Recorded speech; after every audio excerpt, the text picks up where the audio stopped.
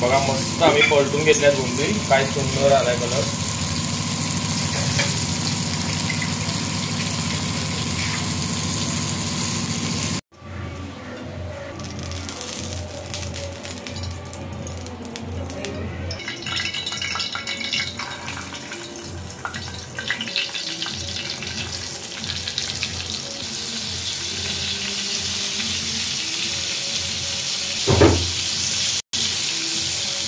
So हे बोंबील fry करायला लावते। मसाला वगैरे मी लावून घेतलेलं, मसाल्यामध्ये जास्त काही नाही, आलं लसूणची पेस्ट, मच्छी आहे म्हणून आगळ, त्यासोबतच तुम्हाला आगळ नसेल तर तुम्ही कोकम किंवा लिंबू वापरू शकता।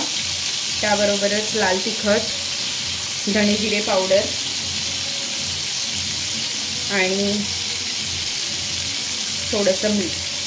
पूर्ण मीठ मी मच्छीलाच लावून घेतले, त्याच्यामुळे पीठ करताना मी रवा आणि तांदळाचं पीठ असं वापरलेलं आहे, पण त्यामध्ये मी हलकीशी मिरची पावडर वापरली आहे फक्त कलरसाठी।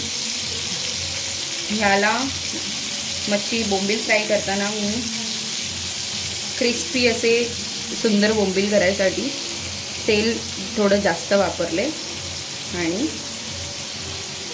पिठामध्ये घोळून घेतले। बोंबील पलटून हळूहळू घ्या, म्हणजे तुटणार नाही ते। बघा मस्त आम्ही पलटून घेतल्यात बोंबील, काय सुंदर आलाय कलर।